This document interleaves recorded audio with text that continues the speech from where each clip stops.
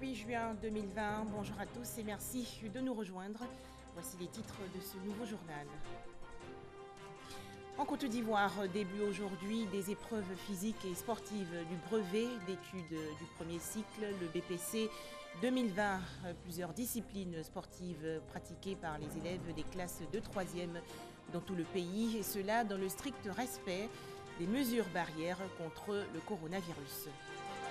La Côte d'Ivoire qui déplore 182 nouveaux cas de coronavirus depuis hier, dimanche 7 juin 2020. Le bilan ivoirien fait actuellement état de 3739 cas confirmés. Dans cette édition, les précisions du directeur général de la santé, le professeur Mamadou Samba. Enfin, la Chine, accusée par les États-Unis d'entraver les recherches d'un vaccin anti-coronavirus, réclame aujourd'hui des preuves formelles. Course de vitesse, gymnastique, lancer du poids et saut en longueur ou en hauteur, des disciplines pratiquées ce matin en Côte d'Ivoire par les élèves des classes de 3e. Ils affrontent en effet les épreuves physiques et sportives du brevet d'études du premier cycle, le BPC 2020. Dans nos prochaines éditions, le constat concernant le district d'Abidjan.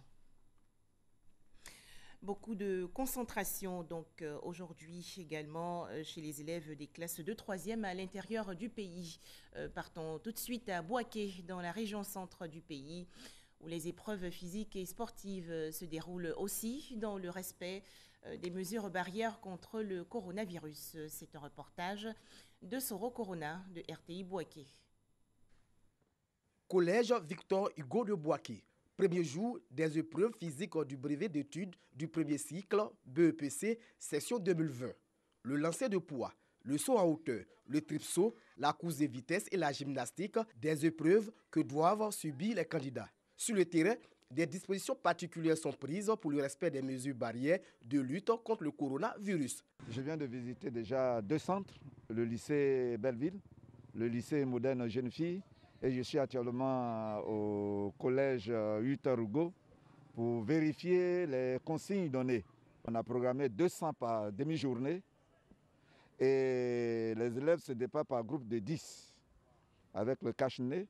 Dans chaque établissement, nous avons mis d'abord des seaux pour laver les mains dans l'établissement.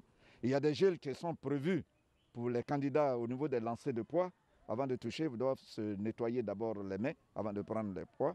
Les examinateurs portent les cache-nez. Ils ont aussi des gants parce qu'ils vont manipuler les fiches. Et donc, la distanciation, nous tenons ça de rigueur. Voilà un peu. Pour ces premiers jours, les candidats ont assimilé les cours dispensés. Oui, les épreuves se passent très bien. J'ai choisi le saut droit, saut groupé, regard derrière, regard d'avant. C'est ce qu'ils connaissent.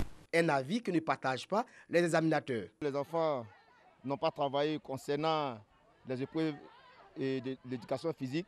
C'est vrai, à la télévision, il y a eu quelques séances pratiques, mais les enfants n'ont pas trop mis la tête là-dessus.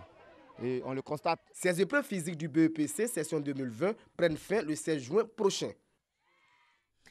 Lundi 8 juin 2020, c'est aujourd'hui la journée mondiale des océans. Célébration pour emmener les populations du monde entier à mieux gérer les océans et leurs ressources. En Côte d'Ivoire, la déclaration du gouvernement est lue par le ministre de l'Environnement et du Développement durable, le professeur Joseph Sekaseka.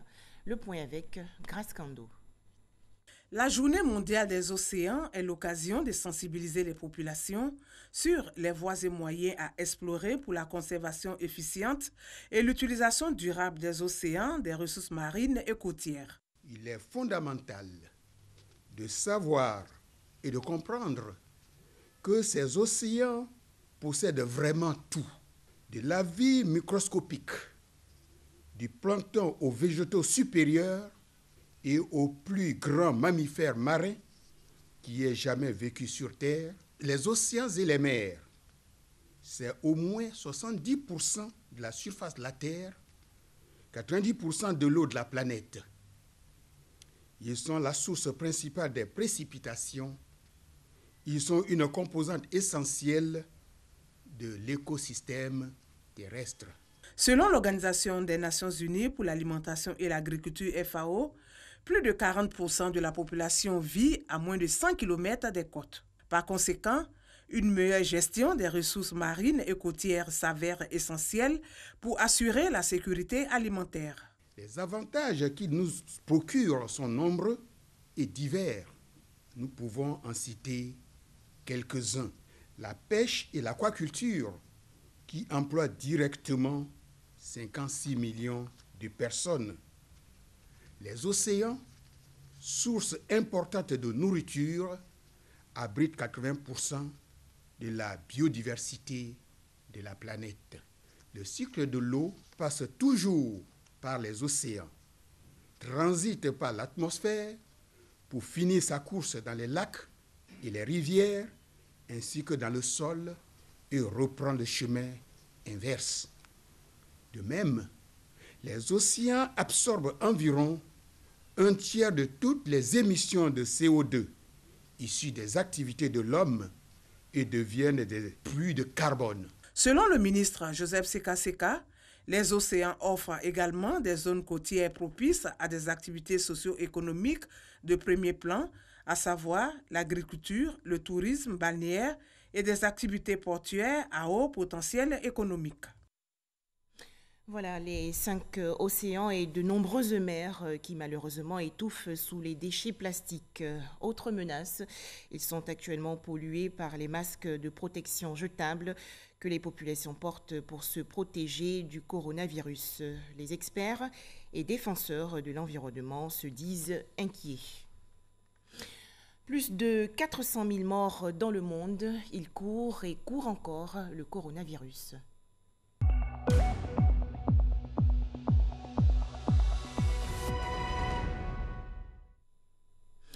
En Côte d'Ivoire, le ministère de la Santé et de l'Hygiène publique constate malheureusement un relâchement dans le respect des mesures barrières contre le coronavirus. Ce département ministériel a ainsi annoncé hier 182 nouveaux cas, ce qui porte à 3739 cas confirmés de coronavirus dans le pays, dont 1818 personnes guéries et 36 décès.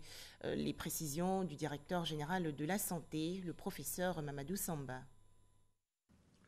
Le ministère de la Santé et de l'Hygiène publique a enregistré ce jour, dimanche 7 juin 2020, 182 nouveaux cas de Covid-19 sur 937 échantillons prélevés, soit 19,4% des cas positifs, 68 guéris et 0 décès. À la date du 7 juin, la Côte d'Ivoire compte donc 3739 cas confirmés, dont 1818 personnes guéries, 36 décès et 1885 cas actifs. Le nombre total d'échantillons est de 31 549. Le ministre de la Santé et de l'Hygiène publique constate un relâchement dans le respect des mesures barrières, notamment le lavage régulier des mains avec de l'eau et du savon et le port de masque lorsque nous sommes dans des lieux publics. Ces mesures ont pour objet de vous protéger et de protéger les autres. Il rappelle que la pandémie n'est pas terminée et que seul le respect des dites mesures peut nous permettre de contrôler et de maîtriser la pandémie sur notre sol. Le ministre de la Santé et de l'Hygiène publique informe les populations qu'aucune attestation de négativité n'est délivrée par ses services compétents. Dès l'apparition de signes tels que la toux, la fièvre et des difficultés respiratoires, n'hésitez pas à vous rendre dans un des centres d'accueil de dépistage Covid-19 ou appeler les numéros gratuits suivants, le 101, le 119, le 125 et le 143. 3739 cas confirmés de coronavirus en Côte d'Ivoire. Mais comment se présente la maladie dans les autres pays ouest-africains? Commençons par le Burkina Faso, où les autorités sanitaires dénombrent 889 cas confirmés, de coronavirus, dont 53 décès. Le Sénégal, avec 4 427 cas confirmés, dont 49 décès. Le Mali annonce 1533 cas confirmés, dont 90 décès. Le Ghana, avec 9 638 cas confirmés de coronavirus, dont 44 décès. Et la Guinée-Conakry, avec 4 117 cas confirmés, dont 23 décès. Dans le monde entier, à noter 7 033 333 cas confirmés de coronavirus, dont 403 131 décès. Je vous l'annonçais dans les titres, les tensions entre les États-Unis et la Chine se poursuivent. En effet, selon le sénateur américain Rick Scott, Washington a la preuve que Pékin cherche à ralentir, voire saboter le développement par les pays occidentaux d'un vaccin contre le coronavirus. Interrogé sur les documents dont disposerait son pays, le sénateur américain a refusé de fournir les détails et a affirmé que ces preuves proviennent des services américains de renseignement. En Côte d'Ivoire, les populations invitées une fois encore à la discipline face au coronavirus. En effet, lors du point presse organisé hier par le gouvernement sur la Covid-19, le porte-parole de la police nationale, le commissaire principal Charlemagne Bleu, a déploré le non-respect des mesures barrières. Les détails, Lanciné Bakayoko. Les efforts du Conseil national de sécurité ne sont toujours pas récompensés. Avec plus de 3600 cas confirmés, le coronavirus poursuit son avancée en Côte d'Ivoire. Cette inflation des chiffres, avec Abidjan comme principal foyer de la contamination, n'inspire pas à la sérénité. L'évolution de cette pandémie dans notre pays continue d'être préoccupante et nous sommes tous interpellés, jeunes ou vieux, en activité ou non, croyants ou non croyants, dans le Grand Abidjan ou à l'intérieur du pays. L'heure est à l'action urgente pour inverser la tendance. La survie de notre pays en dépend. La survie du pays est d'autant menacée que depuis les aménagements liés à la levée du couvre-feu et à la réouverture des espaces gastronomiques, en l'occurrence les bars et les restaurants, l'on observe un relâchement sur le terrain de la prévention. Même chose dans le domaine du transport, où les vieilles habitudes qui consistent à surcharger les véhicules ont repris de plus belle. Il me plaît à nouveau de recommander à tous, pour nous éviter un retour fâcheux, que dis-je, regrettable, sur les belles décisions prises par les différents CNS et le président de la République, d'observer et de faire observer par notre entourage, partout où nous sommes, de façon intégrée, toutes les mesures sécuritaires et sanitaires barrières en vigueur. Même si la Covid-19 reste l'ennemi public numéro 1, le gouvernement rappelle tout de même la nécessité pour les usagers de fréquenter les établissements de santé, qu'ils soient publics ou privés, car d'autres défis de santé existent et doivent être adressés afin d'éviter de nouvelles urgences sanitaires. Parce que plus tôt on consulte, mieux c'est. Un diagnostic précoce suivi d'une prise en charge précoce de cas de maladies ou problèmes de santé impacte positivement sur l'issue de la prise en charge. Cette bonne attitude donne de meilleurs résultats et évite l'apparition d'éventuelles complications. Avis aux propagateurs de fausses nouvelles qui provoquent la psychose dans la population. La riposte contre la Covid-19 est sanitaire, mais aussi judiciaire. 3 739 cas confirmés de coronavirus en Côte d'Ivoire. L'épidémie est toujours présente dans le pays, donc attention au relâchement. En effet, des populations sortent dans les rues sans masque de protection ou ne respectent pas la distanciation sociale. Le risque de contamination est énorme. Salima Toudia. Plus de 100 nouveaux cas enregistrés en une journée. Ce bilan devient fréquent ces jours-ci en Côte d'Ivoire. Le pays affiche à son compteur plus de 1000 cas actifs de Covid-19. Plusieurs raisons sont évoquées par le gouvernement, notamment le dépistage de masse dans les centres d'accueil et de dépistage des différentes communes. Mais la question qui se pose également, y a-t-il pas un relâchement des gestes barrières du côté de la population ? Pour faire le constat, nous nous sommes rendus dans la commune d'Adjamé. Ni la distanciation d'au moins 1 mètre, ni le port du cache-nez ne sont respectés de tous. C'est une question d'habitude, nous ne sommes pas habitués à ça. Depuis la Côte d'Ivoire, on n'a jamais eu ce phénomène-là. Donc aujourd'hui, on nous exige à porter le cache-nez. Oui, c'est bon, c'est une prévention. Mais souvent, ça nous fatigue un peu. ça nous étouffe et puis bon, on n'est pas habitué à ça, sincèrement. Dans les quartiers de Treichville, la vie est faite pour être vécue sans cache-nez. On a mis, non? Comme ça, là, non, deux fois, là, ça me bloque, j'ai un problème d'asthme. À Cocody, il a fallu la présence de nos caméras pour que certains se souviennent de leur cache-nez enfouis dans leur sac. Il a dit cache-nez à 6 mois et demi, là, il n'est pas inspiré bien, c'est à cause de ça. Ça me fatigue trop. On note tout de même des points positifs. À l'entrée de l'église Saint-Jean de Cocody, le lavage des mains à l'eau et au savon et l'utilisation du gel hydroalcoolique sont obligatoires. Tout comme dans les rues, certains font du port du cache-nez une priorité face à une maladie qui continue de sévir. Dans l'actualité nationale également, cette tournée de sensibilisation organisée par l'association humanitaire CARE International. Les messages aux populations portent sur le respect des mesures barrières pour mieux lutter contre la maladie à coronavirus. À Akupé, dans la région sud-est du pays, l'ONG CARE International a également distribué des kits sanitaires aux administrations publiques. Herman Niamia. Même si les mesures barrières pour éviter le coronavirus ou sa propagation ont été allégées par le gouvernement, il ne faut pas perdre pour autant de vue que la pandémie continue de faire de nouvelles victimes chaque jour en Côte d'Ivoire.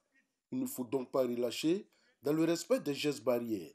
C'est par cette exhortation que le coordonnateur programme Cacao, chef de valeur secteur privé à CARE International Côte d'Ivoire, s'est adressé aux populations d'Akupé au cours de cette caravane de sensibilisation sur le coronavirus. Il y a des gens qui disent qu'ils viennent à s'asseoir à la télévision, ils donnent les chiffres, ils inventent. Et il y a des gens qui envoient des messages fausses sur les réseaux sociaux pour dire même les chiffres qu'ils disent là, c'est pas vrai. Je vous en prie, c'est de l'intox, ce genre de message. La pandémie est réelle. Ça tue et ça tue. Le secrétaire général de préfecture représentant le préfet du département d'Akupé a condamné ces actes d'incivisme qui exposent toute la population à cette maladie. Et aujourd'hui, il y a comme un relâchement coupable. On se promène sans les masques de protection. On va s'attrouper dans les matis. Les funérailles, c'est pareil. J'avoue que nous sommes en train de détruire ce que nous avons eu au départ comme geste. Mais ça, ce n'est pas la faute des gouvernants. C'est notre propre responsabilité.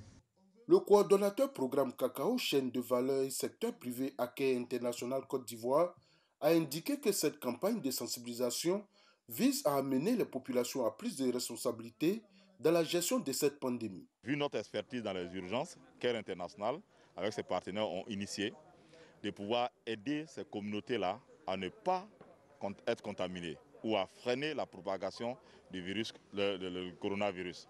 Pour aider les populations à respecter les mesures de prévention, l'ONG CARE International leur a remis des kits de protection. Au total, ce sont 500 kits sanitaires qui seront distribués dans 7 villages et les structures publiques de la commune d'Akupé. Après Akupé, d'autres localités du pays seront également visitées. Toujours dans le cadre de la lutte contre le coronavirus en Côte d'Ivoire, à noter que des kits sanitaires, des équipements agricoles et des vivres ont été offerts récemment aux producteurs des 39 coopératives membres des structures cacaorières Ekokim, Kineden et Sokak Katana, des dons estimés à 107 millions de francs CFA. On en parle avec Noël Niagno. Le coronavirus, détrompons-nous, il existe réellement et ne doit être assimilé à aucune autre maladie. Nos collaborateurs, comme les membres de nos familles, ils nous disent ne vous inquiétez pas, c'est le palu. Mais le palu, on n'a jamais dit que le palu était contagieux. Donc on devrait comprendre que ce n'est pas un palu, c'est autre chose. On nous a dit que c'est la grippe, mais la grippe, ce n'est pas de cette façon. Moi, je ne suis pas médecin, mais ce qui se passe, c'est loin de là. C'est autre chose que la grippe ou le palu. C'est pour ça que nos populations doivent prendre conscience. Conscient de cet état de fait et pour maintenir les performances de l'agriculture ivoirienne, premier producteur de cacao est d'Anakad, 3 acteurs des filières cacao à Anakad, l'Union des coopératives Ekokin, Kineden et Sokat Katana se sont coalisés pour offrir aux 39 coopératives membres des kits pour la bonne exécution des mesures barrières et des vivres. On a du gel, on a de l'eau de javel, on a offert des atomiseurs. Ces atomiseurs vont pouvoir servir à désinfecter les classes d'école, les cases, tout ce qui est autour du village. Et en plus de cela, on a ajouté du riz, de l'huile, Parce que ça répond véritablement au caractère économique de cette maladie. Une coalition pour un but. Les trois structures ont la même vision, à savoir être beaucoup plus proches de nos producteurs et améliorer les conditions de vie de nos parents producteurs. On a des chocolatiers tels que Ferrero qui a participé au financement de ce don que nous allons faire. Le but est connu, une préoccupation demeure cependant. Comment faire bénéficier tous les producteurs? Toutes les coopératives sont organisées en sections. Une section, c'est un regroupement de producteurs, soit par affinité ou par proximité. On a déjà des délégués dans toutes les sections qui nous amènent la liste de tous les producteurs.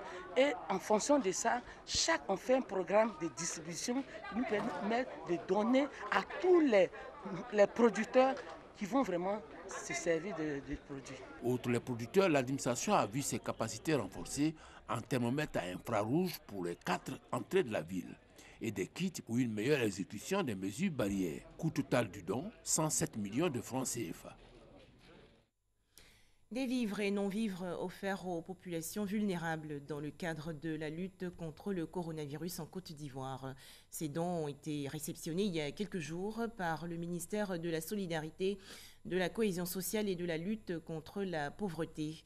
Une initiative d'une entreprise productrice de farine de blé et de l'artiste ivoirien Jean-Jacques Kwame. Les détails, Astou Touré. 10 tonnes de farine de blé, c'est le don fait par les grands moulins d'Abidjan en vue de soutenir les familles vulnérables impactées par la Covid-19. Une action qui vise à contribuer efficacement au plan national de riposte contre la Covid-19.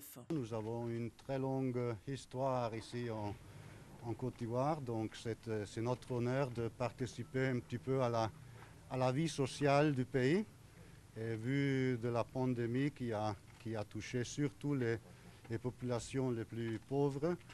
Les Grands Moulins d'Abidjan sont partenaires de l'État de Côte d'Ivoire depuis très longtemps. Et les Grands Moulins d'Abidjan viennent au secours des populations vulnérables de Côte d'Ivoire face à cette pandémie à coronavirus.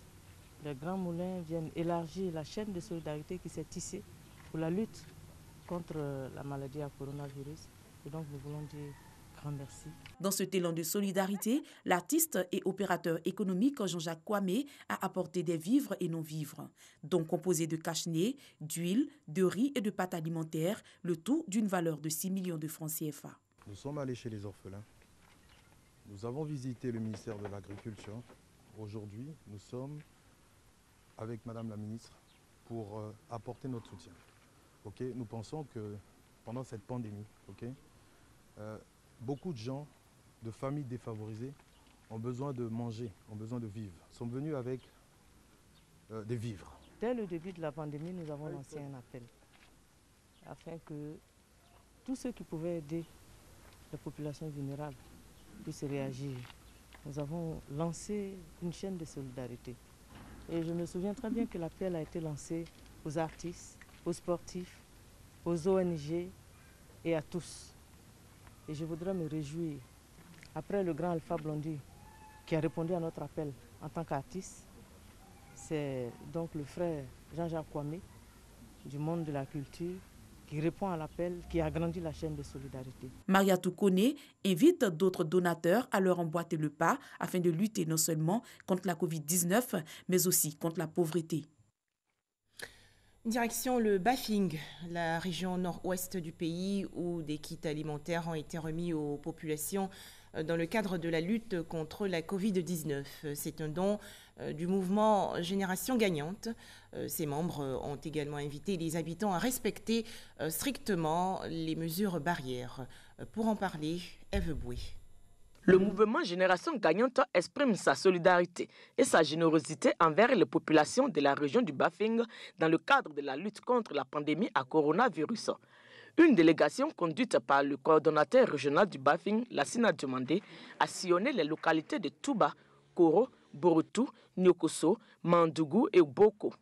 Ils sont venus les bras chargés avec des dons en vivres et non-vivres composés de 10 tonnes de riz, 5 tonnes de sucre, 100 dispositifs de lavage des mains, du gel hydroalcoolique, des cache-nez. Les populations ont été aussi sensibilisées au respect des mesures barrières. Nous sommes venus ce matin pour dire à nos parents que c'est une réalité, que la maladie est une réalité, qu'il est bon que nos parents respectent les mesures barrières. Les bénéficiaires apprécient l'acte de générosité posé à leur endroit. Merci à la structure GG qui vient de nous donner des kits alimentaires, kits sanitaires. Tous nos remerciements au président et à ses membres fondateurs de cette structure GG. Le Covid-19 est une réalité.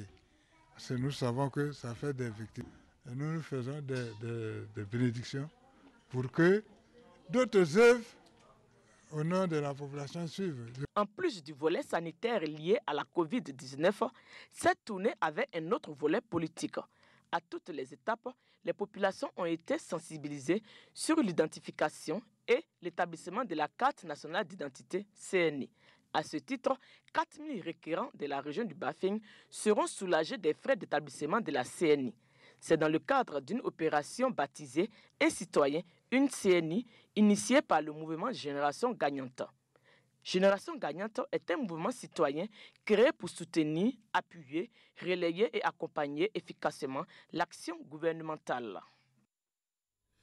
Bouaké, dans la région centre du pays, l'association des internes des hôpitaux de Côte d'Ivoire a organisé il y a quelques jours une opération de don de sang. Il s'agit de soulager les malades en cette période difficile de coronavirus. Soro Corona de RTI Bouaké. La pandémie à coronavirus n'épargne aucun secteur d'activité. Le Centre national des transfusions sanguines en paye un lourd tribut. Ces locaux ne sont plus fréquentés par les donneurs. Conséquence, le sang et les produits sanguins se font rares dans les structures sanitaires du pays. La Covid a créé une petite psychose qui fait que nos donneurs ne fréquentent pas massivement comme se doit nos services. La situation de la banque de sang est alarmante et ce sont les conséquences de la Covid. Pour soulager les nombreux malades qui attendent juste une poche de sang pour recouvrer la santé, l'Association des internes des hôpitaux de Côte d'Ivoire organise une opération don de sang.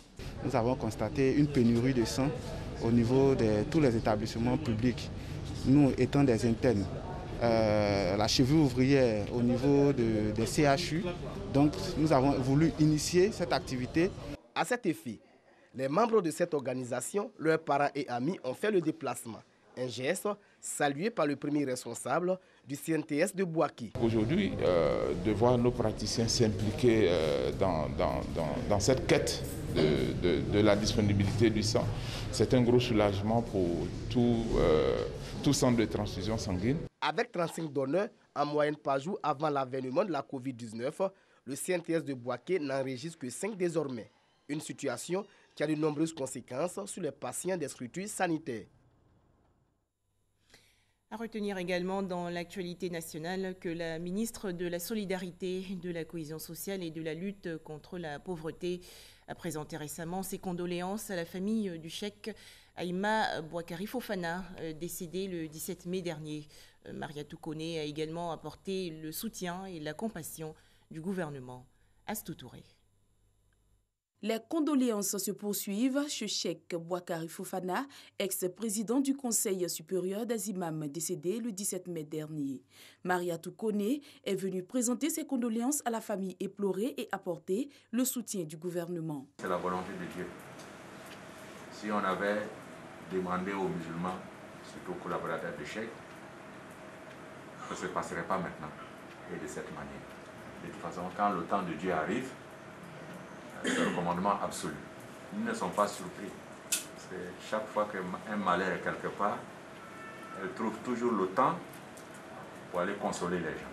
La ministre de la Solidarité, de la Cohésion sociale et de la lutte contre la pauvreté a salué les actions menées par le défunt en faveur de la communauté musulmane et pour la paix en Côte d'Ivoire. Elle a par ailleurs fait don d'une valeur de 1 million de francs CFA répartis entre le COSIM et la famille du défunt. Des bénédictions et invocations ont mis fin à cette rencontre. Enfin, au Sénégal, l'ancien président tchadien Hissène Habré, 78 ans, condamné à perpétuité à Dakar pour crime contre l'humanité, a regagné hier sa prison. Hissène Habré avait bénéficié de 2 mois de sortie en raison de la maladie à coronavirus. C'est la fin de ce journal. Merci de nous avoir suivis.